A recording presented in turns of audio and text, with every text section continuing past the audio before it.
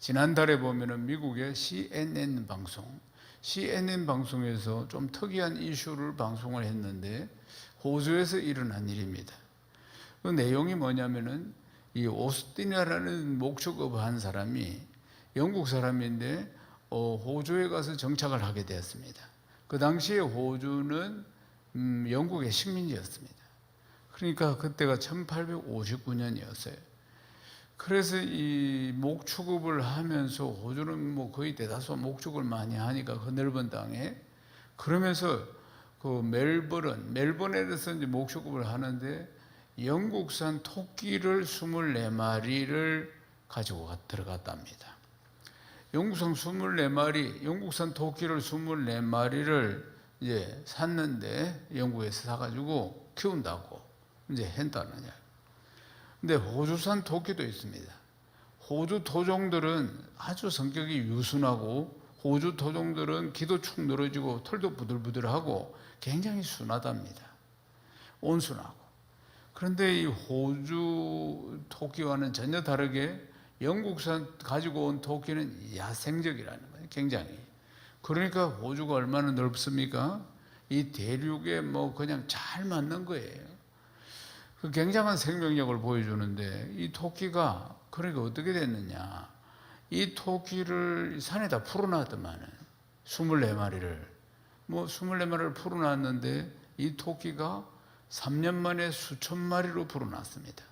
그리고 지금은 토끼가 2억 마리가 됐다는 겁니다.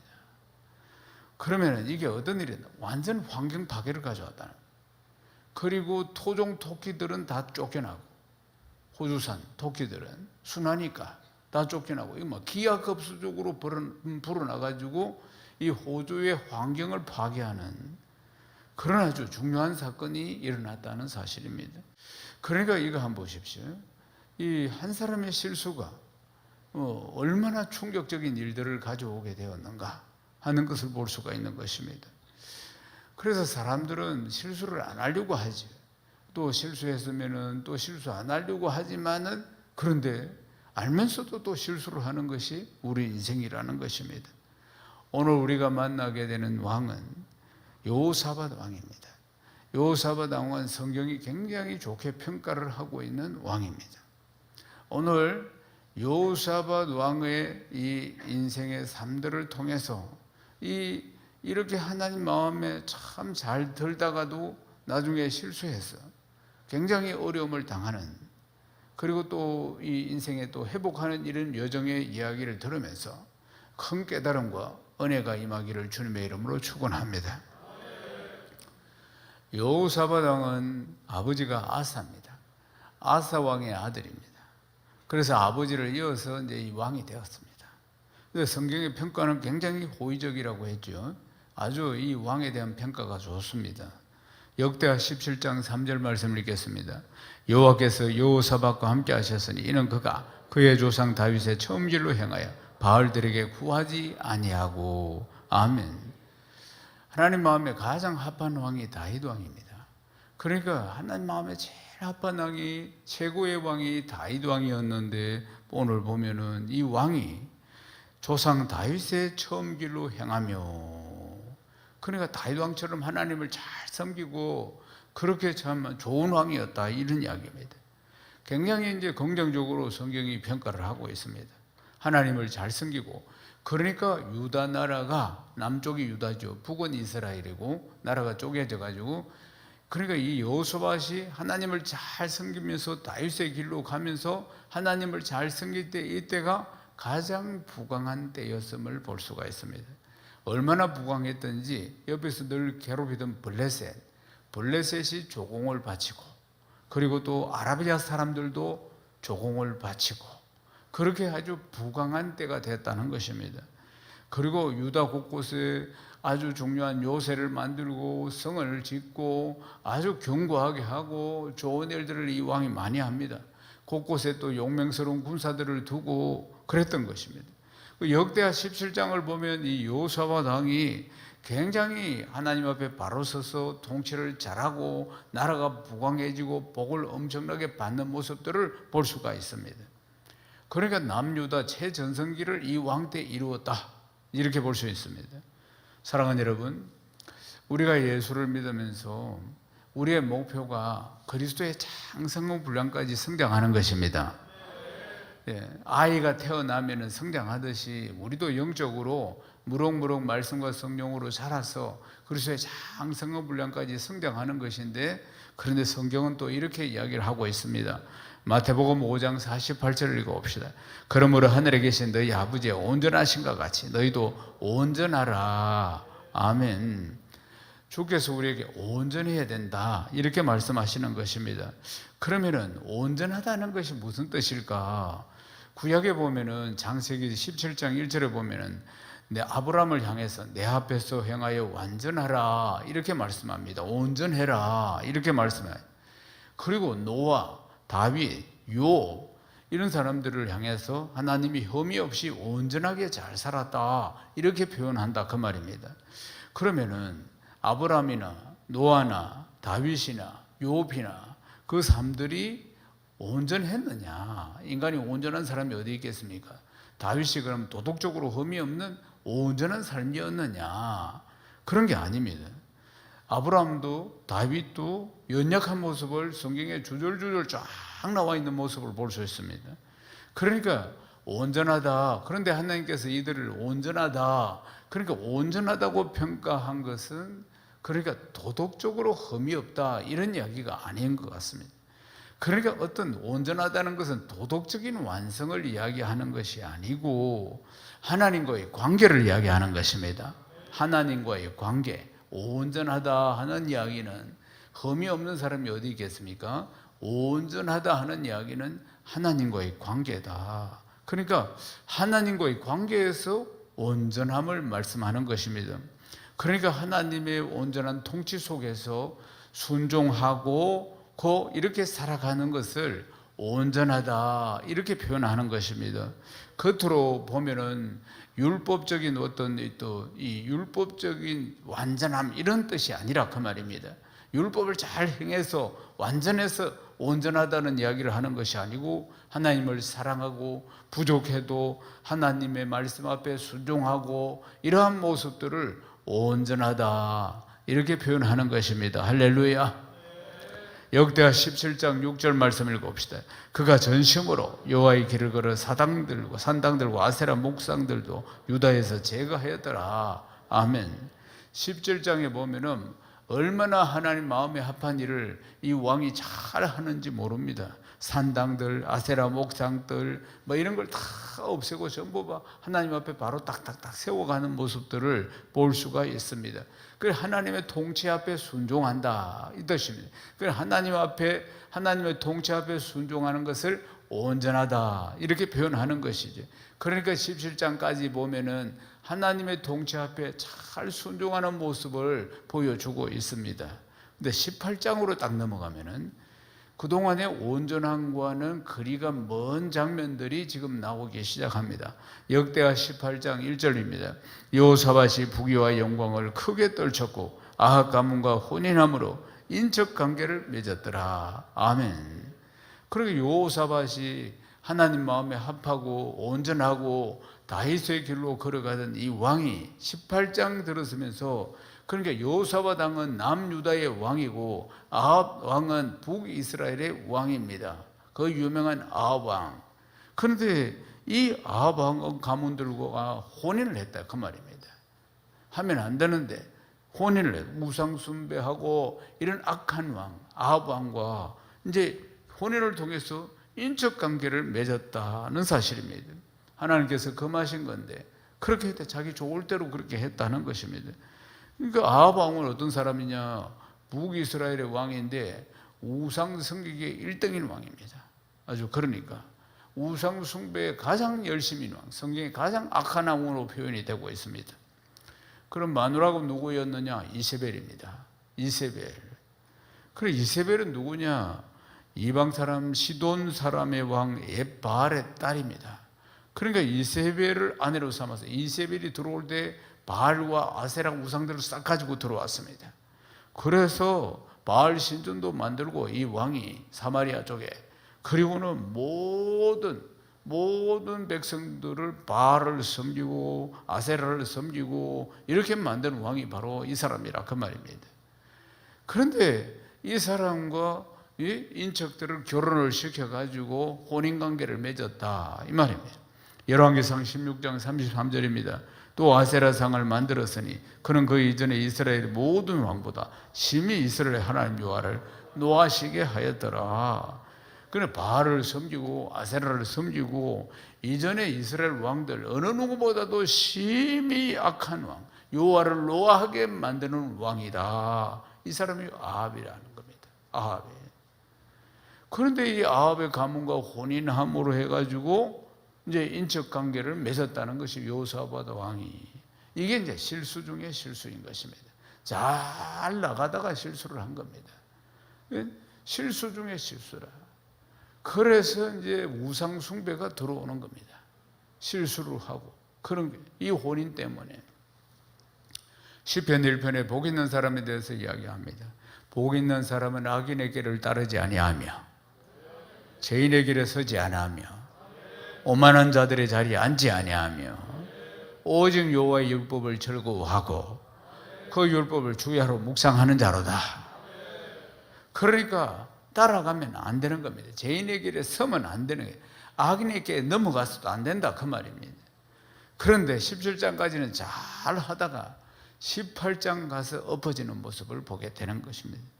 그러니까 자기 뜻대로 한 것이에요. 자기 생각대로 행했다 그 말입니다. 그게 좋을 것 같으니까 아방하고 이렇게 잘 지내고 혈통관계도 맺고 이러면 좋을 것 같으니까 그렇게 하면서 이제 이쪽으로 우상이 쏟아지게 되는 것입니다. 그래가지고 이제 아방하고 여호사밧 왕이 함께 이제 길랏 라모스라는 곳을 이제 전쟁을 하러 가게 됩니다. 함께. 그래서 이제 여호사밧 왕이 그 당시에 그래도 이제 하나님의 뜻이 어디에 있는지 선지자가 있어요. 선지자들 400명을 모아놓고 물어보게 됩니다. 아합도 마찬가지예요. 선지자 400명을 모아놓고 우리가 길랏 라모스를 치러 가야 되냐 어떻게 해야 되냐 물어보니까 400명 모두가 치러 가야 된다. 치러 가야 된다고 그래 이야기. 하나님이 치러 가라고 한다고. 이게 전부 거짓 선지자입니다. 거짓 선지자예요. 비위를 맞춰주는 왕의 비위만 맞춰주는 거짓 선지자. 400명이 모두 다 치러 가야 된다고 그래 이야기를 하는 거예요. 그래서 여호사밧이 그래도 조금 나으니까 그리고 지금 뭐 물어볼 만한 선지자가 아직 없느냐? 아직 대답을 안 한 사람이 누가 있느냐 물어보니까 미가야라는 선지자가 아직 있는 거예요. 그래서 미가야 선지자한테 물어봤어요. 미가야 선지자한테 물어보니까 미가야 선지자는 가면 안 된다. 그러면은 하나님이 재앙을 내리신다. 이렇게 제대로 대답을 한 거예요. 미가야 선지자는 400명은 전부 거짓 선지자. 그가 가짜라 그 말이에요. 왕의 비위나 맞추는. 왕들이 전쟁을 하러 가려고 하니까 그러니까 가도 된다고 가라고 그렇게 이야기하고 한 명은 제대로 하나님께 받은 절대로 안 된다. 하나님 원하시지 않는 건 재앙이 임할 것이라고 그렇게 이야기했어요. 그러면은 여호사밧이 정신을 딱 차렸으면 이전 같으면은 분별을 딱 해가지고 이거 가면 안 되는구나 하나님이 원하시지 않는구나 이렇게 할 건데 그러니까 그걸 무시하고 아합 왕하고 같이 전쟁하러 나간 것입니다. 그러니까 올라가 싸우는데 이게 참 보면은 이제 여호사밧이 온전하지 못한 모습, 앞뒤까지는 그래도 참 온전한 모습으로 하나님 복을 주시고 그랬는데 이제 여기서부터 이제 거꾸로지기 시작하는 것입니다. 결국 어떻게 됩니까? 하나님이 원하시지 않는, 함께 하시지 않는 전쟁은 지죠. 전쟁은 여호와의 것이기 때문에 할렐루야. 그래서 전쟁에서 집니다. 그래서 어떻게 되느냐? 여호사밧은 도망을 가고 참패를 해가지고 아합 왕은 죽습니다. 전쟁통에 전사하게 됐다 그 말입니다.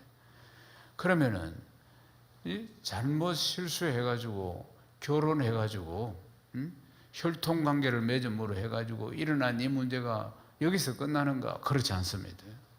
아합하고 혼인을 해가지고 그 북이스라엘에 있는 우상들이 남유다로 쭉 넘어오게 되었다 이 말입니다.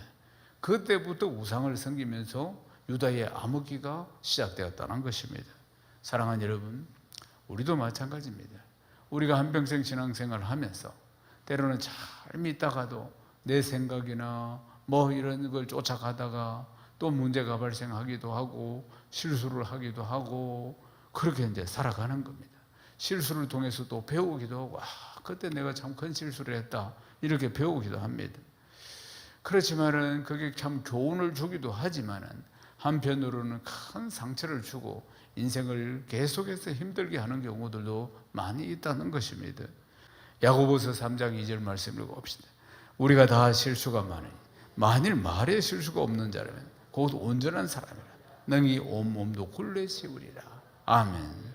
가장 실수가 많은 게 뭐라고 합니까? 성경은 말이라고 하는 겁니다. 말이라고 하는 것이. 다 말에 실수가 많은 것을 볼 수가 있습니다. 그러니까 우리가 연약하기 때문에 그렇죠. 그래서 실수를 많이 합니다. 좀 엄격하거나 좀 자기가 성장하면서 좀 마음에 안 드는 부모 밑에서 성장했다 합시다. 그러면 이제 사춘기 때 뭐 이럴 때 보면 이렇게 이야기하죠. 난 절대로 엄마처럼 안 살아. 빗자루 몽지 들고 설치지 않아. 그래 안 때려. 뭐 엄마처럼 안 할 거야. 아빠처럼 안 살아. 그런데 어느 날 사춘기 딸을 말 안 듣는 딸 빗자루 몽지 딱 들고 있는 모습을 봅니다. 자기가. 아이고 그 모습과 엄마 모습하고 크로즈업이 되면서 똑같네. 더하네 내가. 그게 인생이라 그 말입니다. 나 아버지처럼 안 살아요 했는데 살다 보면 똑같이 아니 그 이상으로 살아가는 모습들을 본다 그 말입니다. 인생이 그렇습니다. 연약한 인생이죠. 말하자면 사랑하는 여러분, 예수 잘 믿다가도 넘어지기도 하잖아요. 안 넘어지는 인생 어디 있습니까? 그래서 신앙생활은 오뚜기처럼 해야 된다고 하죠. 넘어지면 일어나면 되는 것입니다. 그러나 잘 넘어집니다. 잘 넘어지는 것이 인생이라 그 말입니다. 여호사밧이 왕이 되어서 남유다를 다스릴 때 보면은 처음에는 잘 다스리고 부강한 나라가 되고 하나님 잘 섬기고 다윗의 길로 가고 그랬는데 인간적인 생각으로 아합왕하고 이 결혼을 시켜가지고 혼인관계를 맺어가지고 그때부터 그 큰 실수가 엄청난 불행을 가져오게 되는 것 아니겠습니까? 사랑하는 여러분, 그러므로 누구나 연약하고 부족함으로 우리는 전적으로 성령님을 의지해야 합니다. 보혜사 성령님, 예수 믿고 거듭날 때 우리 안에 와 계시는, 우리 곁에 계시는 보혜사 성령님, 파라클레토스.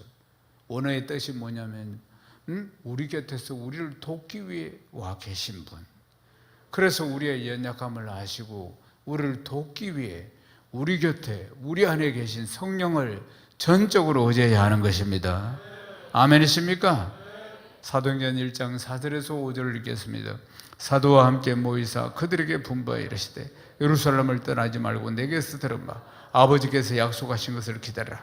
요한은 물로 세례를 베풀었으나 너희는 몇 날이 못되어 성령으로 세례를 받으리라 하셨느니라. 아멘. 예수님이 부활하셨는데 그들이 방에 다 어떤 어느 처소에 모여가 벌벌 떨고 있었습니다. 왜냐하면 군병들이 다 예수님의 제자를 다 잡으러 다니고 막 정말 막 예수님 십자가 지시고 돌아가시고 난 뒤에 여하튼 살벌한 분위기였습니다. 그때 그들이 막 벌벌 떨고 노심초사하고 있을 때 그때 예수님 부활하신 예수님이 쑥 들어오셨습니다. 부활하신 예수님이. 그들이 기절할 뻔했습니다. 부활하신다고 말씀을 하셨지만 부활하신 걸 한 번도 본 적이 없기 때문에 사람이 죽어서 부활한 걸 본 적이 없대요. 예수님이 부활하신 몸으로 나타나셨습니다. 그때서야 그들이 확신을 합니다. 예수님이 부활하신 첫 열매가 되고 우리가 다음 부활이 되는구나. 그때부터 그들이 힘을 얻습니다. 그리고 가르치심 그대로 너희는 가서 모든 민족으로 제자를 삼으라고 했으니까 이제 가서 우리가 이 복음을 전하겠습니다. 용기 백배해서 나가려고 할 때 주님께서 딱 말리셨습니다. 성령을 받아야 한다. 할렐루야. 예, 성령을 받아야 된다. 그러니까 우리는 연약하니까 용기 백배하다고 되는 문제가 아니고 성령의 충만함을 받아야 되고 성령의 도우심을 받아야 한다 그 말입니다. 그래서 너희들 예루살렘 떠나지 말고 그곳에 머물면서 성령 받을 때까지 기도해야 한다. 그렇게 말씀하셨죠. 사도행전 1장 8절에 오직 성령이 너에게 임하면 너희가 권능을 받고 예루살렘 온 유대 사마리아 땅끝까지 이르는 내 증인이 되리라. 그들이 전혀 기도에 힘써서 성령을 받게 된 거 아닙니까? 불같은 성령, 바람 같은 성령을 받았습니다. 사랑하는 여러분, 우리는 살면서 그리고 우리가 신앙생활 하면서 나의 한계를 너무나 절실하게 느끼면서 살아가는 것 아니겠습니까? 실수도 많고 또 그 실수를 만회하려고 노력도 많이 하지만은 여전히 부족하고, 사랑하는 여러분, 그래서 성령님이 와 계시는 것입니다. 아멘이십니까? 내 힘으로 예수 못 믿습니다. 내 힘으로 믿으려고 하는 것 자체가 잘못된 것입니다. 우리는 참으로 연약하고 부족한 존재 아니겠습니까? 성령님이 우리를 도우십니다. 성령님이 우리를 도우시는 것이에요. 사랑하는 여러분, 북이스라엘과 연합해가지고 벌인 전쟁에 결국 패했지요. 그래서 아방은 죽고 여호사밧은 도망을 가고, 그래서 이제 예루살렘으로 도망을 왔는데 그때 선견자 예후가 하나님으로부터 말씀을 받아서 이 여호사밧 왕한테 전합니다. 역대하 19장 2절입니다. 하나님의 아들 선견자 예후가 나가서 여호사밧 왕을 맞아 이르되 왕이 악한 자를 돕고 여호와를 미워하는 자들을 사랑하는 것이 옳으니까 그럼 우리 여호와께로부터 진노하심이 왕에게 임하리이다. 아멘. 분명히 잘못했다고 딱 지적을 합니다. 이 문제에 대해서. 그래서 여호사밧 왕이 크게 깨닫고 돌았습니다. 그래서 이제 여호사밧 왕이 다시 새롭게 하나님 마음에 합하게 개혁을 하게 됩니다. 그리고 이제 19장으로 오면은 철저하게 다시 하나님을 의지하는 모습을 볼 수 있습니다. 전적으로 하나님을 의지하고 하나님을 경외하는 왕으로 돌아온 모습들을 볼 수 있습니다. 다시 이제 회복을 한 것이죠. 이런 진통을 겪으면서, 이런 실수를 통해서. 그래서 이제 다시 회복된 19장에 가면은 아름다운 여호사밧 왕의 모습을 그리고 있습니다. 그리고는 20장으로 넘어가면은 또다시 전쟁이 터집니다. 역대하 20장 1절을 읽겠습니다. 그 후에 모압 자손과 암몬 자손들이 마온 사람들과 함께 와서 여호사밧을 치고자 한지라. 아멘. 세 개 나라가 연합을 해서 쳐들어온 것입니다. 모압, 암몬, 마온 사람들, 그러니까 대군이겠죠. 연합을 해서 쳐들어왔다 그 말입니다. 연합을 해서 쳐들어왔다. 이때 여호사밧 왕이 얼마나 믿음이 좋은지 온 백성들에게 금식을 선포합니다. 금식하며 기도하자고. 지금 힘을 내가 전쟁을 해도 될까 말까 하는데 금식 기도를 선포합니다. 온 백성들에게 하나님 앞에 일단 엎드려서 기도하고, 그 다음에 이제 드고와 들로 가서 이제 전쟁을, 큰 들판이 있는데 그곳에서 이제 전쟁이 벌어지는데, 그때 그러니까 창 잘 쓰고 칼 잘 쓰는 힘 좋은 군사들을 맨 앞에 세우는 게 아니고 전쟁하러 나가는 맨 앞에 성가대, 그러니까 찬양대를 세웠다 이 말입니다. 찬양대를. 그러니까 찬양대, 우리 오늘 찬양대처럼 찬양대 가운을 다 입고 예복을 입고, 그리고 노래하는 자들, 찬양대를 맨 앞에 세워서, 군인들을 맨 앞에 세운 게 아니고 하나님을 찬양하는 찬양대를 맨 앞에 세워서 전쟁하러 나가는 것입니다. 그러니까 어떻게 해서 그럴 수가 있겠어요? 어떻게 금식을 선포하고 기도하고 그리고 전쟁하러 나가는 맨 앞선에 찬양대를 세워서 성가대 가운을 입혀서 하나님을 찬양하며 나아가게 하는 여호사밧을 보면은 얼마나 믿음이 대단한지 한 것을 볼 수가 있습니다. 여호사밧이 믿음이 완전히 회복된 모습을 볼 수 있습니다. 그러니까 믿음이 회복되었다는 거 뭡니까? 하나님을 신뢰한다는 것입니다. 전쟁은 여호와의 것입니다. 그러니까 어떤 일이 났냐? 전쟁 맨 앞에 선 성가대 찬양대가 하나님을 찬양하기 시작하니까 하나님이 그때부터 역사하시기 시작해서, 그래서 하나님께서 복병을 두셔가지고 유다를 치러 오니 암몬 자손, 모압 자손, 세일산 주민들 싹 다 그들을 멸하셨다는 것입니다. 하나님이. 그들은 찬양만 하고 있는데 하나님 복병을 보내가지고 싹 멸하셨다는 사실입니다. 할렐루야. 사랑하는 여러분, 그래서 이 전쟁이 이기게 됐는데 전적으로 그래서 그 뒤에 기록을 보면은 이 유다 백성들이 이제 적군들이 다 뭐 패하고 도망가고 죽거나 했으니까 이제 그들의 물건들을 다 가지고 오겠죠. 전리품이 얼마나 많았는지, 이 적군들이 버리고 간 물건을 다 가지고 오는데 이게 재물과 어복과 보물이 너무 많아서 능히 가져가지 못할 만큼 많았다는 겁니다. 그러니까 사흘 동안 전리품을 거두었다 이 말입니다. 사흘 동안 얼마나 많았던지, 엄청난 재물을 이 전쟁에 이김으로 해서 얻게 되었다는 사실입니다. 그리고는 이제 사흘 동안 전리품을 전부 다 수거하고, 그리고 넷째 날 돼 가지고 브리가 골짜기에서 여호와 하나님을 송축했다. 이렇게 기록합니다. 사랑하는 여러분, 하나님이 하십니다. 이제 말씀을 마무리하겠습니다. 우리가 참 실수가 많습니다. 예수를 믿어도 그렇고 인생살이 모든 분야에서. 사랑하는 여러분, 그래서 허물이 많고 죄가 많습니다. 그런데 예수님께서 십자가에서 우리의 모든 허물과 우리의 모든 실수와 우리의 모든 죄를 싹 다 담당해 주셨습니다. 그 허물과 실수로 말미암아 있는 내 마음의 상처까지도 다 주님이 그 보혈로 씻어주시고 성령으로 새롭게 힘을 주시는 줄로 믿습니다. 우리는 연약합니다. 우리는 정말 부족합니다. 우리는 정말 실수가 많습니다. 우리가 주님을 의지하지 않으면 하루도 살 수 없습니다. 우리가 성령을 의지하지 않으면 하루도 살 수가 없는 실수 많은 인생이라는 것입니다. 그러므로 전적으로 주님을 의지하고 전적으로 성령을 의지하시기를 주님의 이름으로 축원합니다. 전적으로 의지할 때마다 나의 연약함을 깨닫고, 그리고 그 크신 사랑을 알게 되는 것입니다. 그 크신 사랑을, 나의 연약함을 깨닫고 나의 부족함을 깨달을수록 하나님이 나를 얼마나 사랑하시는가 하는 것을 알게 된다는 것입니다. 나는 이래 부족한데도 하나님 날 이래 사랑하시는가? 나는 이렇게 연약한데도 우리 하나님 나를 이렇게 사랑하시는가? 그것을 우리가 깨닫게 되는 것입니다.